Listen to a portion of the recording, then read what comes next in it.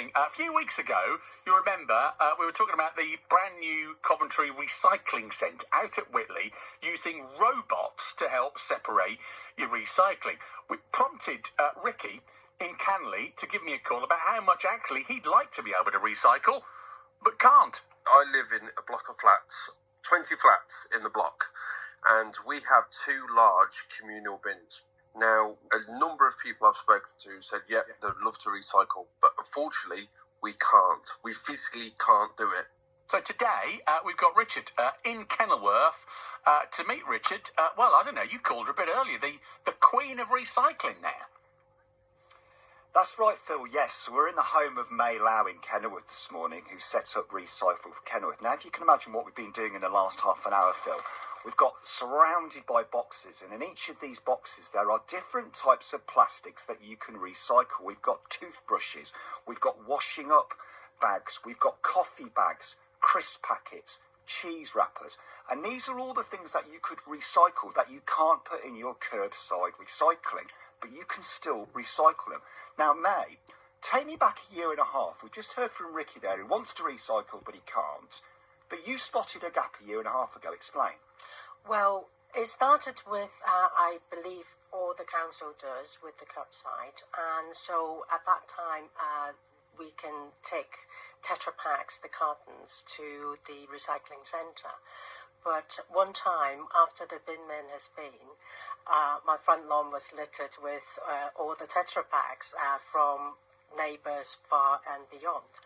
And so I started thinking that maybe there are things that the council doesn't take.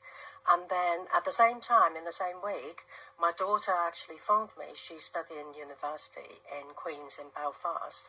And she said to me, Mum, I would like to recycle these medicine blisters, in the student houses. And she did some research and she found out, that there's only one place. So what you've done is you've set up a network where you go out and collect people's recycling. So people collect for you, and then you go and pick it up and bring it back with these bags, and then what we're doing now is sorting these bags into the specific areas. That's correct. So how often will you go out then? I normally go out once a month. Right. So I have a list of people who wanted to join in, and then I would text them and ask them whether you need a collection from me, and then I will go out, on the set day and go around the whole of Kenilworth. And the thing is, you were saying you can put a bin into maybe sheltered housing or a block of flats if there's a manager there who will have it.